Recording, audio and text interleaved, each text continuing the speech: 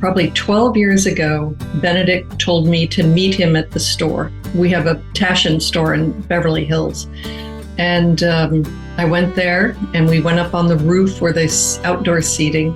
And suddenly through the door comes Arnold Schwarzenegger and his friend Rolf Mueller, who is 6'6" or so, very, very big man. And why is Arnold Schwarzenegger here? He sat next to me and he's looking at me and I'm looking at him. And Benedict began talking about us doing a big book, a photo book on the life and careers of this remarkable man who was just finishing his time in office as California's governor. And I didn't understand why I was being chosen to be the editor, but I met Arnold Schwarzenegger in 1981 covering the Mr. Olympia bodybuilding contest for a magazine I worked for.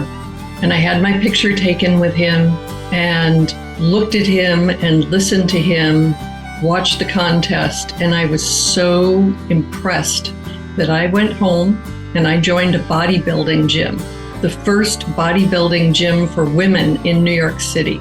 And I have continued with bodybuilding for 41 years now. Listen.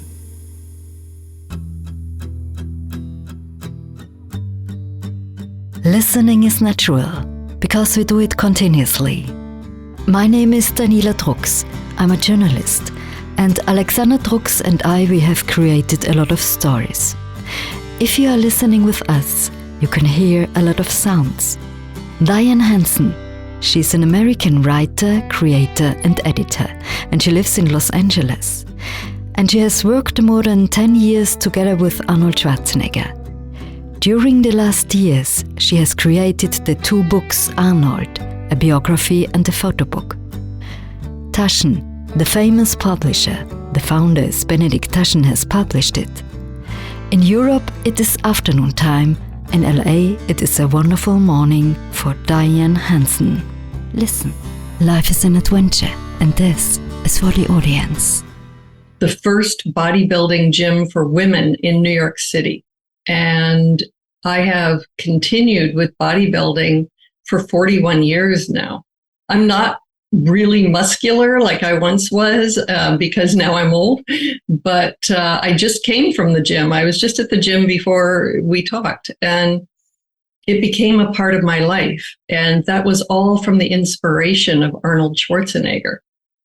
So I have always followed him and appreciated what he did, not so much like other people for him, doing movies, being the Terminator, all of that. To me, Arnold was the man who got people fit, who made it okay for women to walk into the gym. When I first went to the gym, there were also men there, and they would take a weight away from me and say, come on, you can't handle that. And it built my confidence. And I saw it in other women, that we became stronger mentally as well as physically, and what that did for us. And so I always had this admiration for Arnold. And it turned out that Arnold had bought a lot of my books, so that we both knew and admired each other's work. Dian Hanson, you are an editor and writer, and a lot of things you are publishing is about pin-ups. Please, can you tell us a little bit more about your work with Arnold Schwarzenegger and Benedict Taschen? Yes. Well, I spent 25 years working, making men's magazines, sexy magazines in New York. And in 1994, I believe, I was contacted by the Cologne Taschen office. I had never heard of Taschen at this point. It wasn't a widely known company. And the woman said, Benedict Taschen is coming to New York.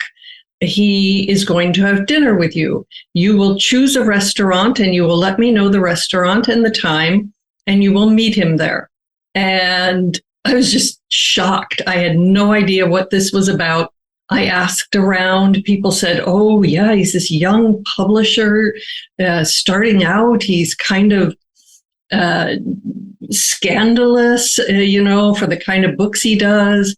He's very jaded, if you know that word, And so, oh no, what am I going to do?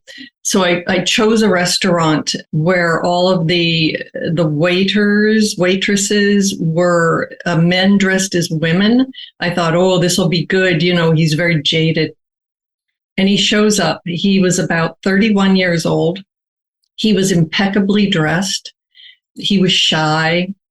And he wasn't able to talk very well because the restaurant was loud. And finally he said, could we go somewhere that's quiet and sit where I can smoke a cigar and have a beer? And so, sure, we walked down the street in New York, and he saw a little Mexican restaurant outside, tables outside. He said, this looks good. And we sat down, and then he began talking and telling me about the publishing company TASCHEN and the kind of vision that he had for a future where he could publish anything as long as the quality was great, that quality was going to be the most important thing, and that quality would legitimize everything, that there was only good art and bad art, and anything that was good art would be published by TASCHEN. And this was pretty amazing. And he wanted me to come and do his sexy books. I was very happy in my position. I felt devoted to my magazines, and I said no. But over the years, he would continue to come to New York and show me what he was doing and ask me again to come work for him. So when my publisher died in 2000 and the mafia came in and took over and everything went bad, I thought Benedict TASCHEN. And I called him up and we met, and he offered me this job to do the sexy book division for TASCHEN. And so in 2001, that is the job that I assumed. And so since then, I have done many, many books, from mild World War II pinups to psychedelic sex from the 1960s to Tom of Finland, gay artworks.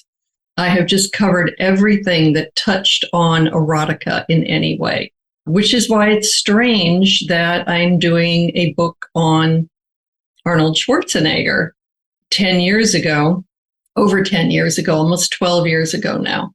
Benedict asked me to meet with him at our Beverly Hills store. You have got two great fans, Arnold Schwarzenegger and Benedict TASCHEN. Yep. I mean, that was the best part. I went in 2012 to start my interviews with Arnold. It was in December 2012, and went to his house. And he said to his assistant, bring out the books. And the assistant brought my books out. And I was just shocked. And Arnold began asking me questions. Instead of me questioning him, he started asking me questions about my research, how I do research, how I find out all these obscure things. And I said, you read my books? And he said, I read every word. And that, because my writing is where I get my self-confidence. That was the biggest compliment he could give me, to say that he actually read every word. That brings tears in the eyes and opens the heart. Yeah. And so, we got along from the very beginning, because I had my lifelong admiration for him, and he had certainly a shorter time, but an admiration for the work that I do.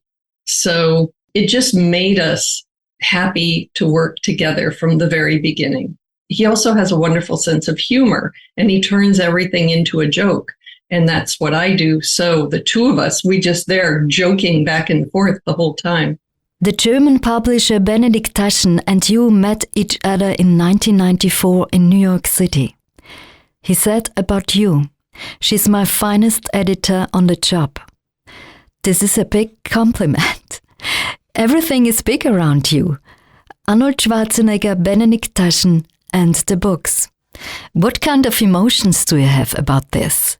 Well, I'm also big. I'm almost 6 feet tall. I'm sure you know that. You can figure that out in centimeters.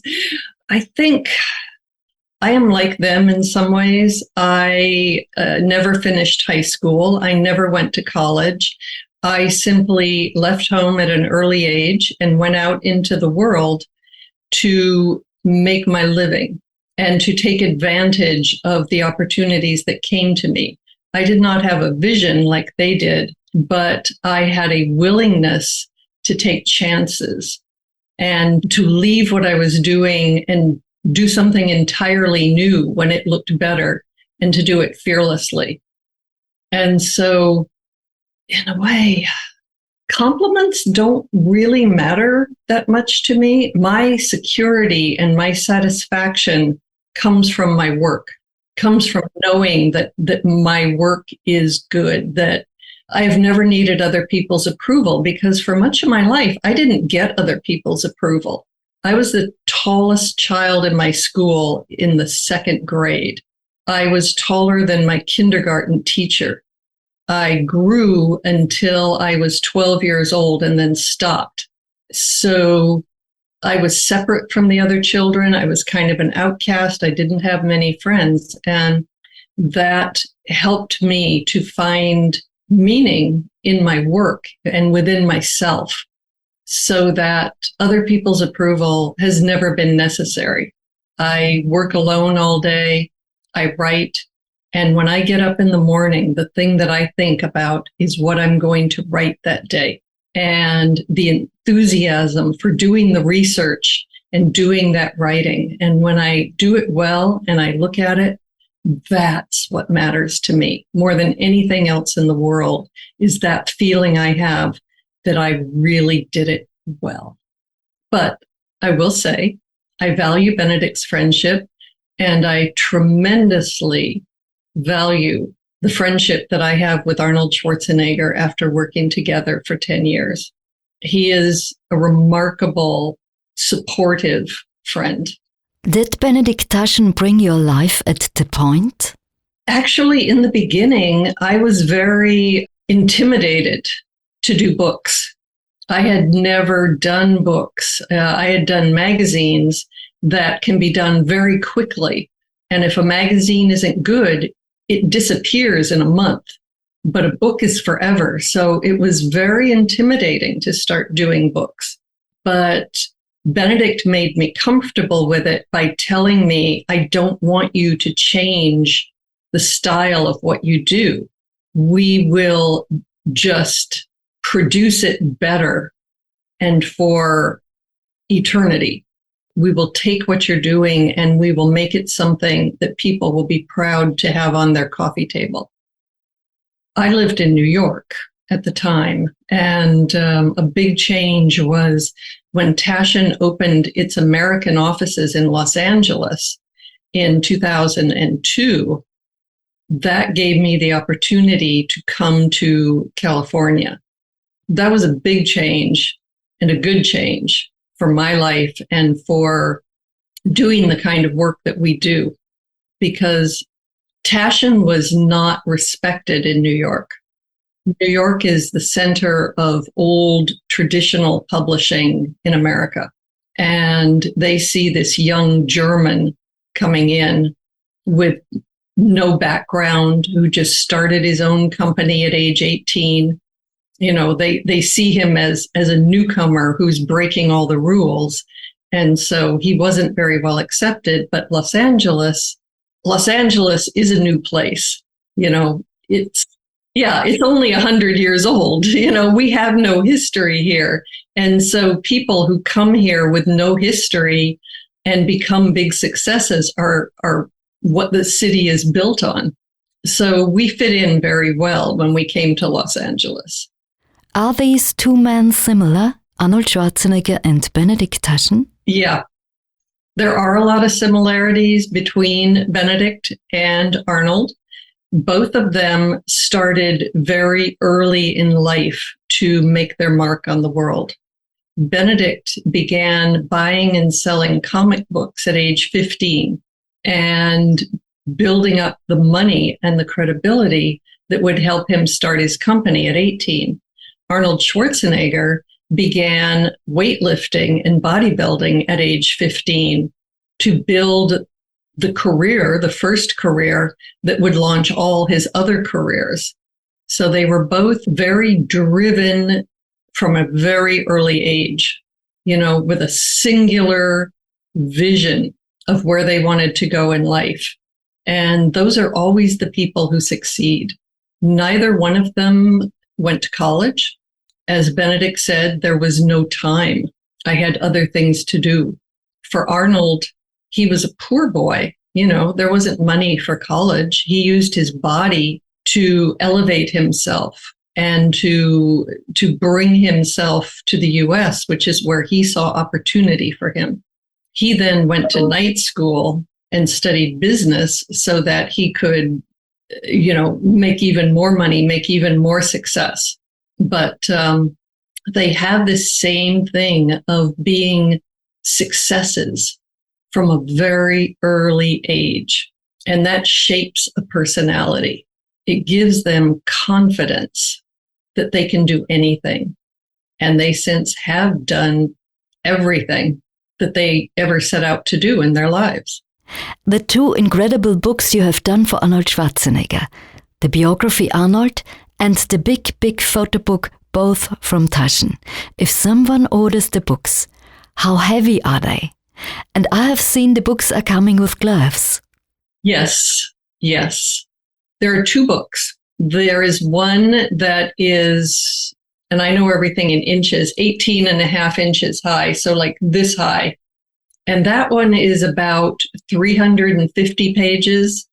And then there is a smaller book that is like this high that has all the text, all the interviews I did with him, the interviews with his friends, everything I found all woven together into a narrative of his life, and his more personal pictures from his films, pictures from his life, pictures from his little family album, and also every magazine cover he ever did, every movie poster he ever did, and that is over 550 pages.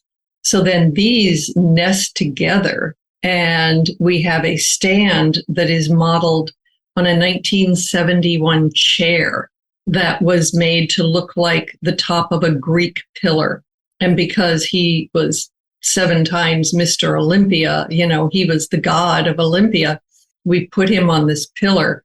So I pity the delivery drivers who are going to have to deliver these books. The big book, yes, I can pick it up, but it's probably 20 pounds. You can convert to kilos. The little book, 5 pounds. The stand is made out of a spongy material, so it doesn't weigh so much, but the whole package is going to break the backs of the delivery drivers. As we said in the beginning, we're going to make a book so big that only Arnold can lift it. The first time I saw the 2 books, it remembered me about the movie Twins. Oh, you're right. They are in a way, because like twins, it's, one egg splits apart and one becomes this and one becomes that. And yes, the big book contains the photographs by the big established celebrated photographers like Annie Leibovitz and Herb Ritts and Andy Warhol and Robert Mapplethorpe and all of these, very iconic, Richard Avedon, these iconic photographers who suddenly realized after Arnold made his first film that he had a tremendous charismatic presence, a perfect bone structure, and that he would make a great model. But the other book is also him.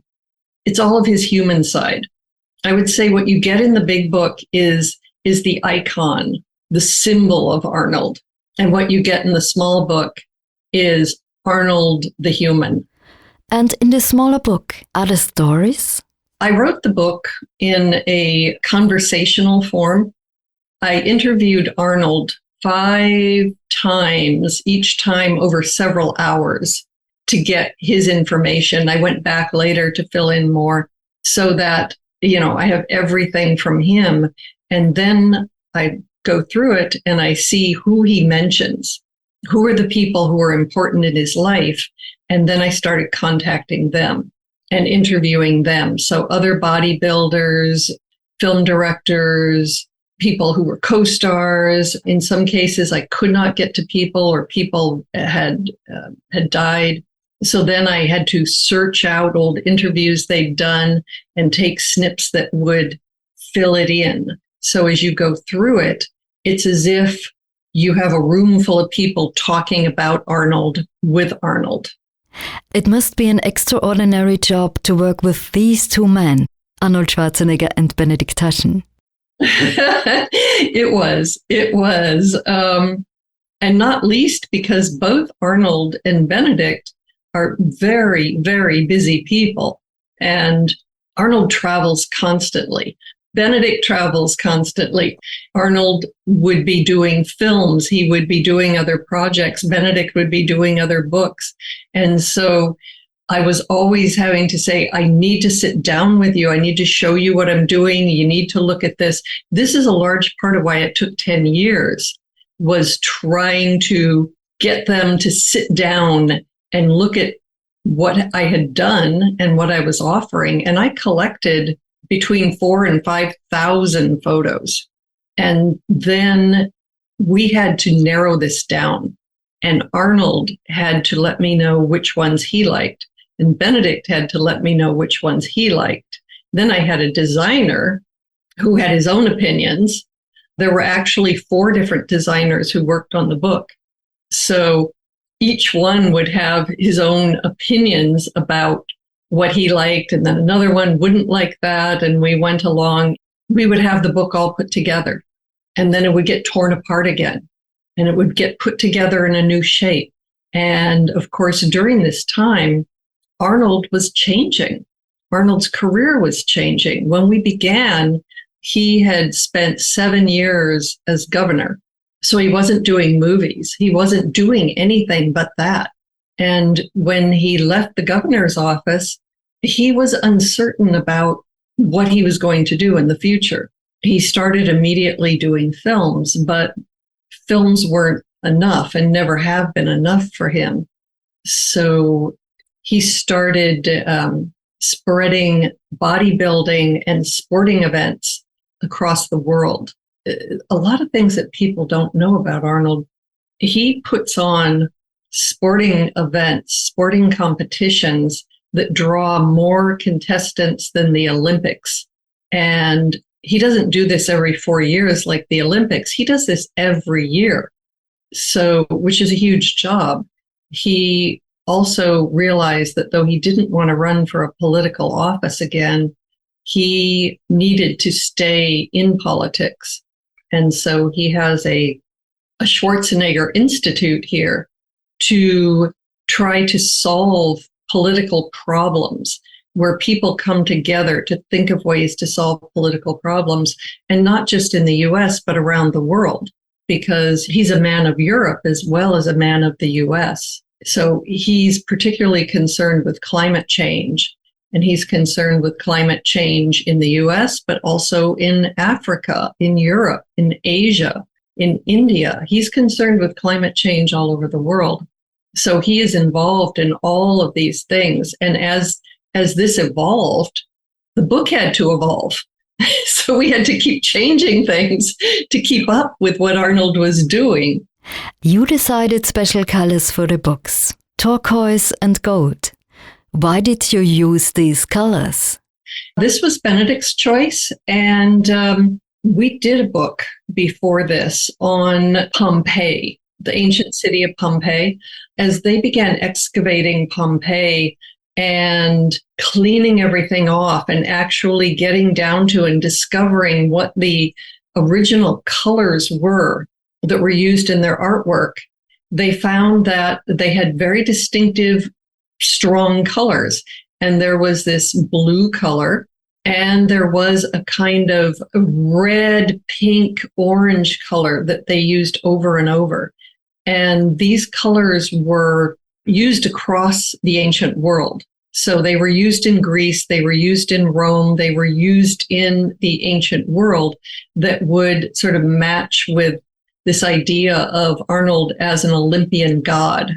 So yeah, it came down to that. This was Benedict who really loved the colors when he saw them for the Pompeii book, thinking, let's keep up this idea of Arnold being a kind of archetypal male figure coming down from antiquity, like the great marble statues of antiquity. I think it's not possible to summarize Arnold Schwarzenegger's life in 2 books. And so you made these 4 divisions: athlete, actor, American, activist. Do these divisions give us a little bit more structure to understand Arnold Schwarzenegger's life? What I discovered when I began doing the book is that people of different ages knew Arnold as different things. If they were very young, they knew him as governor of California. If they were a little older, they knew him as an actor. If they were much older, they knew him as a champion bodybuilder. There's a parable of the blind men and the elephant, where a group of blind men are all introduced to an elephant so they can only use their hands to know what an elephant is, but they each touch different parts of the elephant. So one touches the trunk and says the elephant is long and thin like a snake. Another touches the tail that has hair on the end and says, no, the elephant is like a broom. And then another touches the side and it says, no, the elephant is like a wall.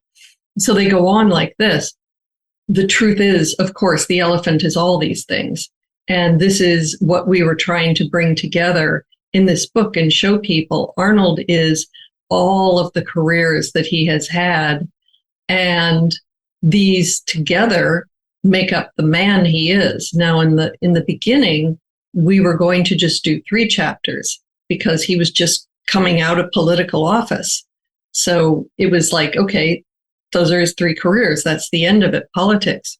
But of course, as we went on, about 5 years in, Arnold says, I'm not dead. I'm continuing to work.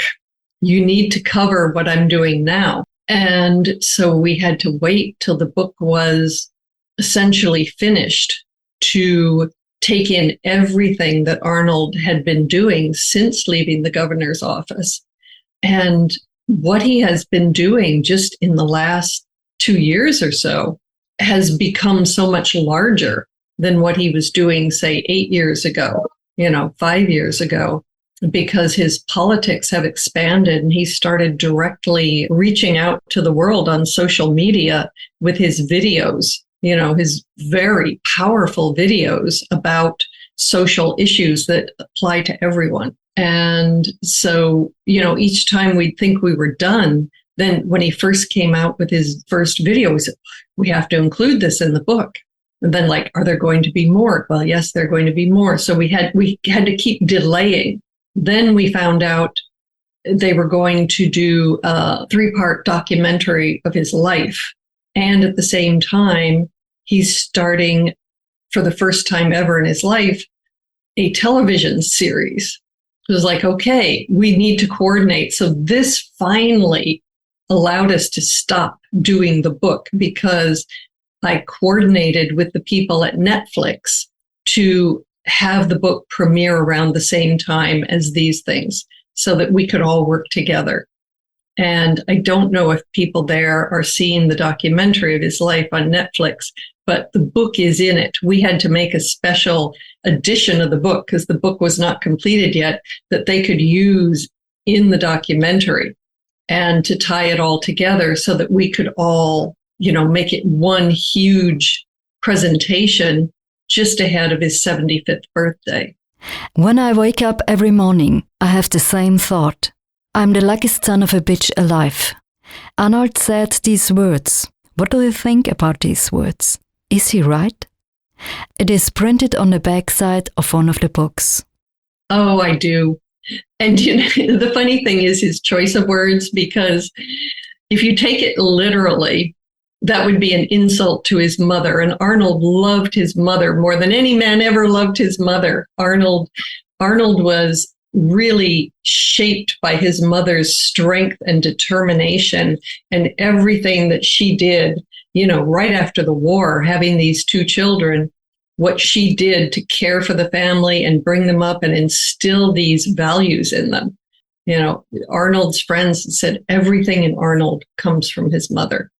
But is he a lucky man? Arnold is self-deprecating, if you know what those words mean. He will call himself stupid. He'll always tell you that he is not a self-made man. He was made by all the people he had the honor of meeting through his life. But all of those people met other people, and none of them became Arnold. Arnold has a spark of charisma that I'm pretty sure was there from birth. You feel it when he walks in a room. You feel it when he looks at you. He listens to you as you talk. He just has that power of charisma that very few humans do. And that's what he's lucky for. Arnold was lucky to be born with something different than other people. How could you handle this man? How is it to work with Arnold Schwarzenegger? Is he a focused man? Well, as I was driving to his house to do the first interview, my heart was pounding. I didn't know what it was going to be like. I had fear, because of his fame.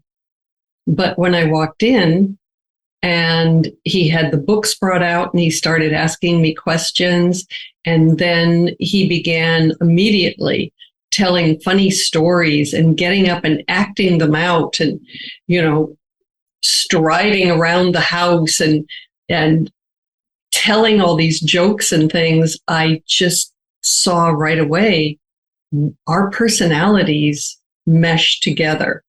We are similar people.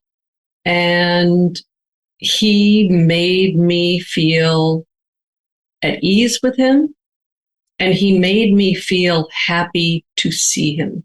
And I think a lot of times if you deal with famous people, it's very hard to ever get past that. You always feel uncomfortable in their presence. Deep down inside of him, he's still the farm boy. He has a donkey. He has a miniature horse. He now has a little pig. He loves to get up in the morning and go out and shovel out the stall and feed his animals. He lets the animals come in the house. He's a very genuine person. So getting along with him is easy because he is not superficial. He is very genuine. He is very open. And as I say, when you talk to him, he listens. He listens and he looks at you and he listens. And then he responds to what you have said. His charisma does not block you. His charisma includes you and welcomes you in. That sounds like a big heart. Peter Url, the founder of the Schwarzenegger Museum in Austria, told us the same about him. He is. And he also, what I saw in the 10 years I knew him, I saw him continue to grow. He's a man who has never stopped growing. And I think most people stop growing at some point. Some of them stop growing in college. Some of them stop growing when they get married and, have children. Some of them stop growing in midlife. Arnold never stops growing. And he's never afraid to evaluate his thoughts and change his opinions. He's always open to that. We like to think that people grow wise with age, and most people don't. Arnold has. Arnold grows wiser every year. In the book, you can find a lot of photos from amazing photographers, from Andy Warhol to Annie Leibovitz. And the amazing cover is from Annie Leibovitz. I like this picture so much. You can also find this picture in the Arnold Schwarzenegger Museum in Austria, Graztal. Arnold on skis. He's looking like an icon. He is absolutely an icon. And I would like to point out, Arnold was 50 years old in that photograph. Arnold is standing there on the ski slopes looking like a masculine icon, and he is a man in midlife.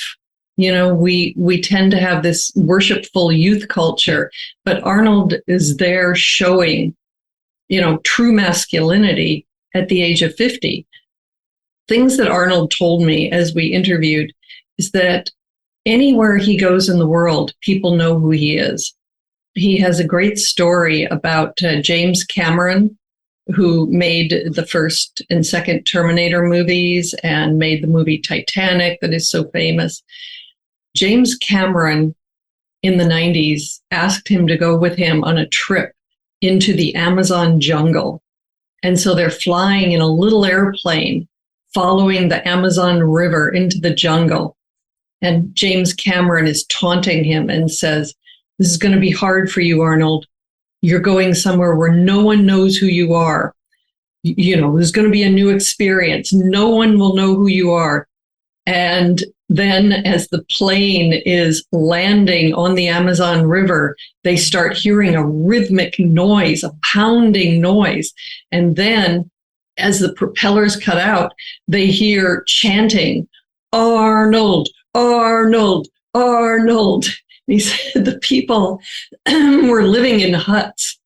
They had no stores, they had no theaters, they had no gyms, but they had a poster of Arnold Schwarzenegger. He said his posters hang in gyms in Palestine. His posters hang in gyms in Israel. His posters hang in gyms in China. They hang in gyms in Africa, in South America, in Europe, in the US, in Russia. He is one of 22 people followed on what used to be Twitter, now X, by Vladimir Putin. He has more name recognition than the American president. What do you think? What kind of impact does Arnold Schwarzenegger have on the society?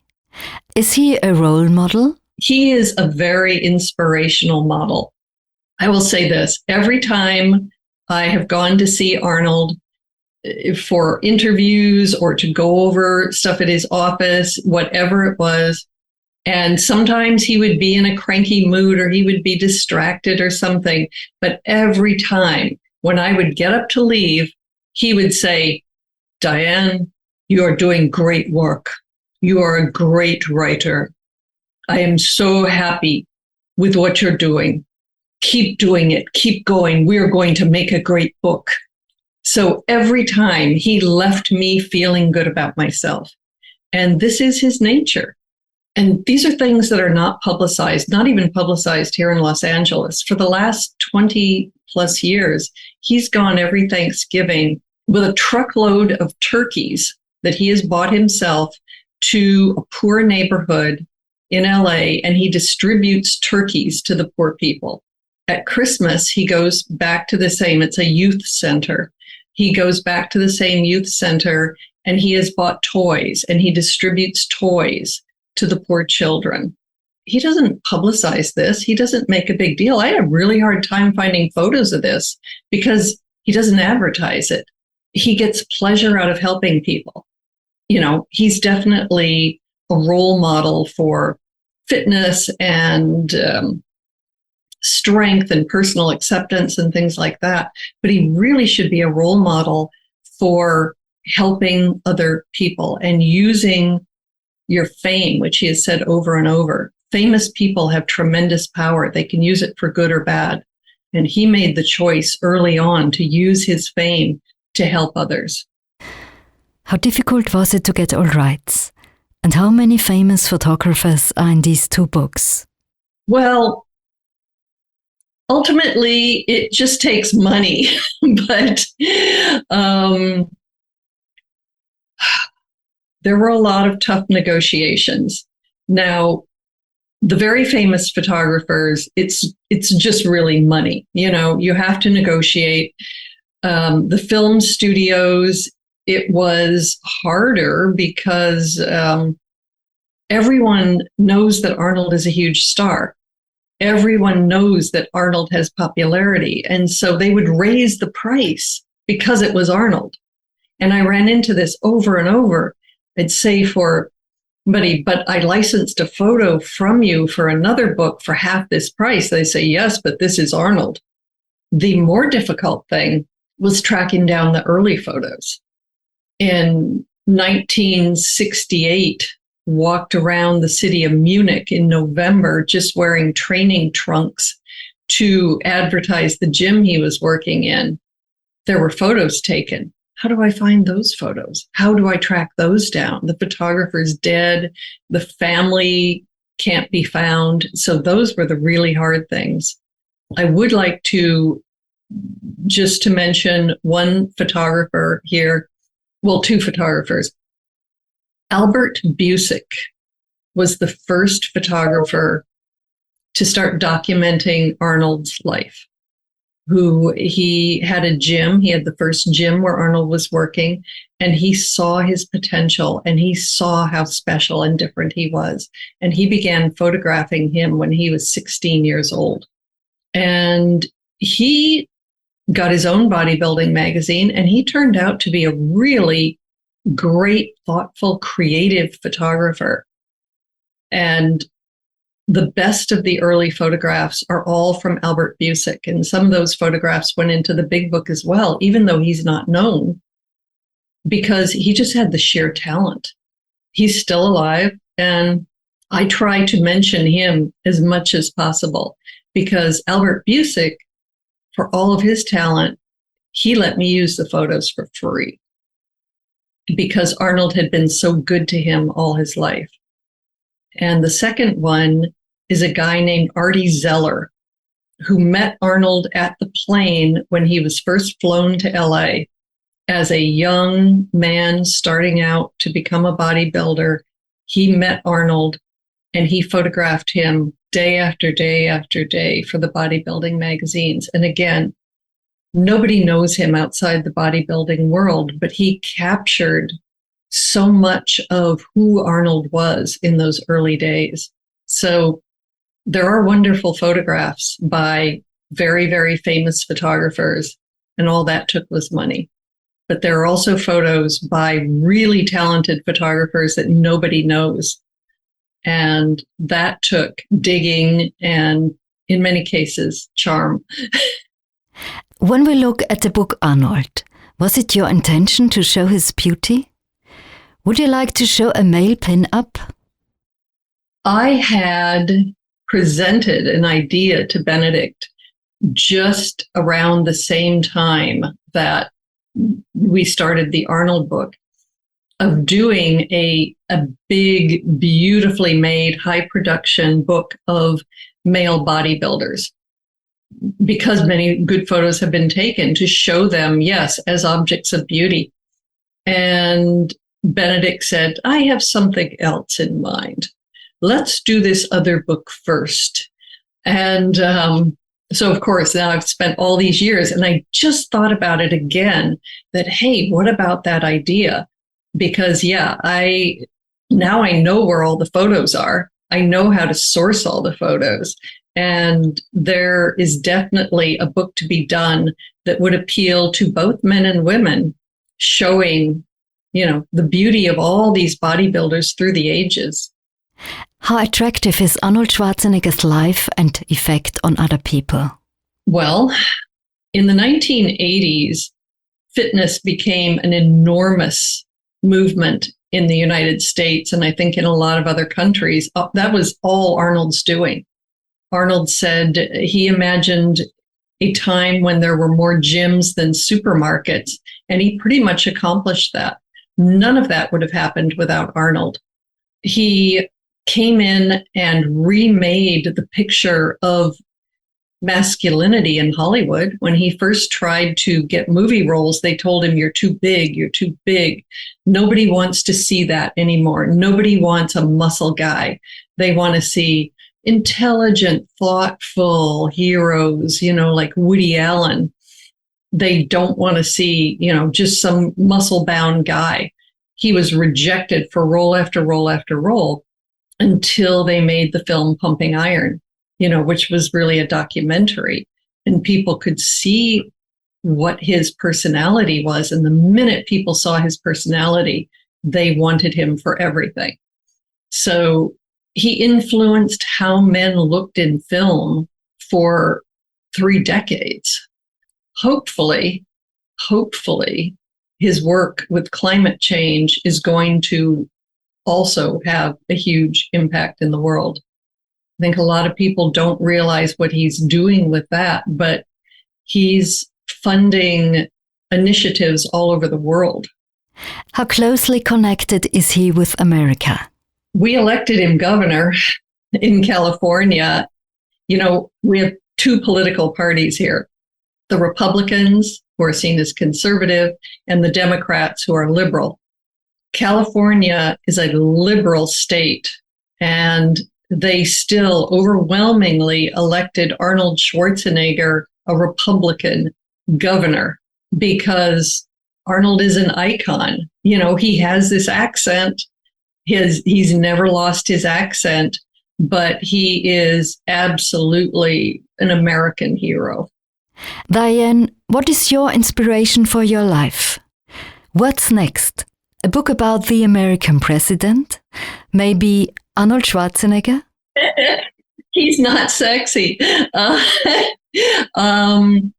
If we did not have a law saying you have to be a natural-born citizen to become president of the United States, I absolutely believe that Arnold could be elected president.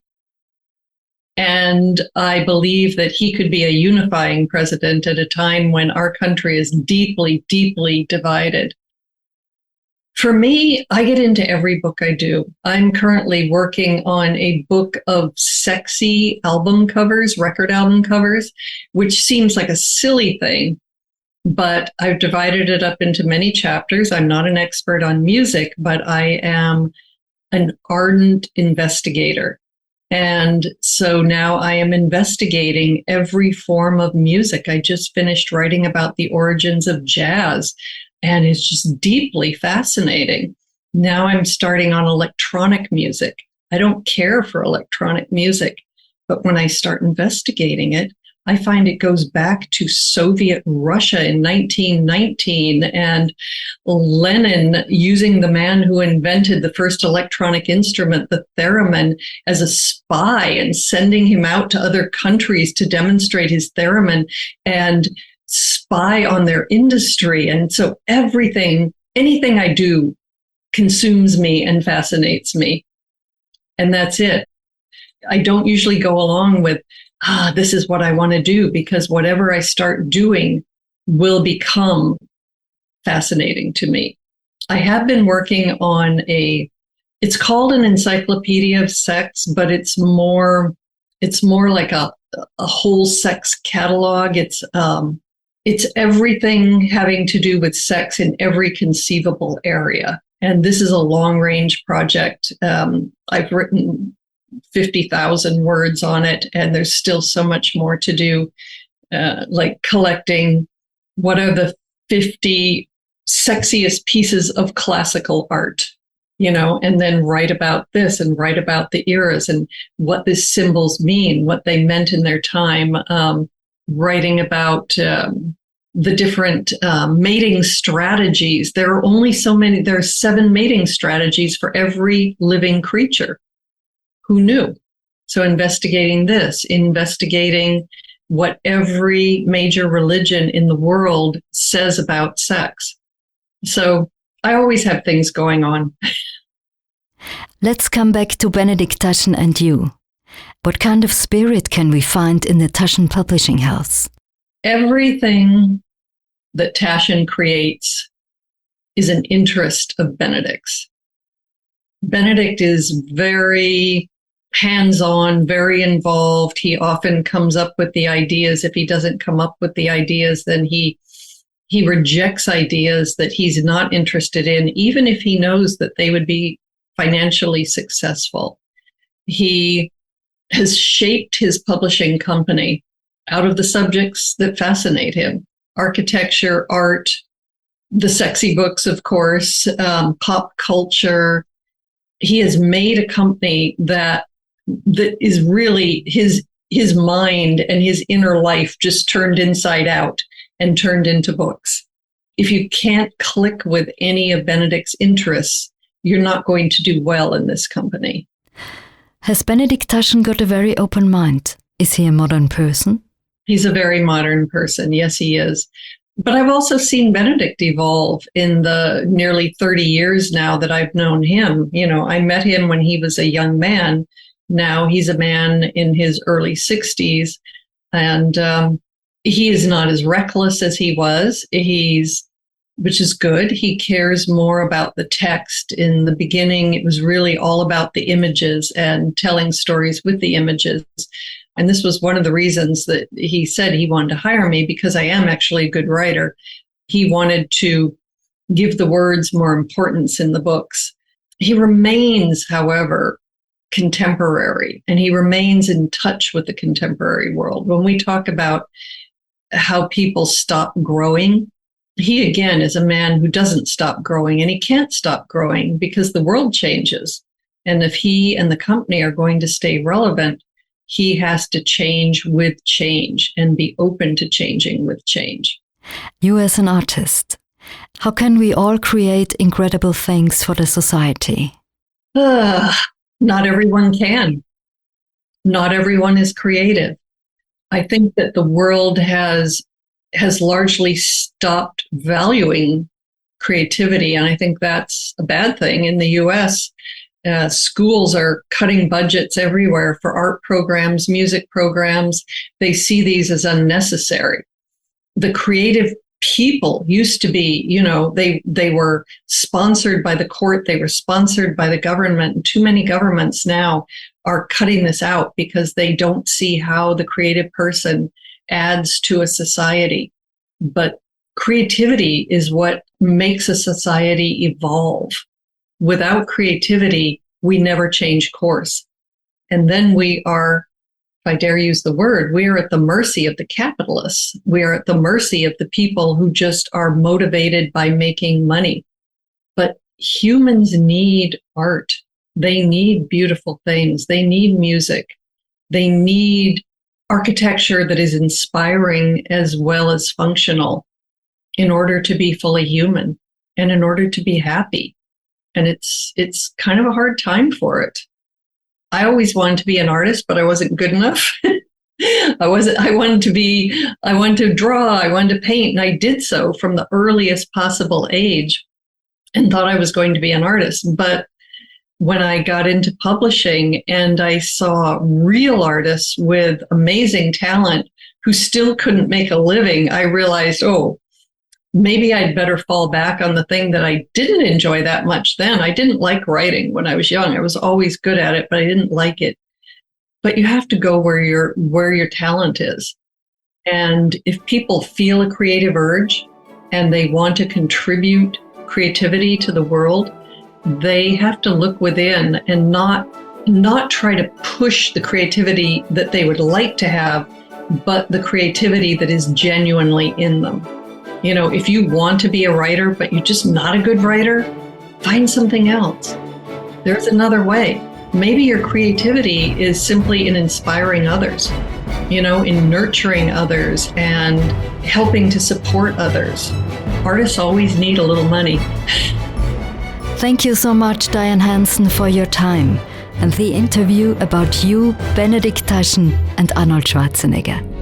Have a nice day. Thank you so much, and I'm always happy to talk about Arnold. Thank you, Daniela. Have a nice evening. Bye-bye. Listen.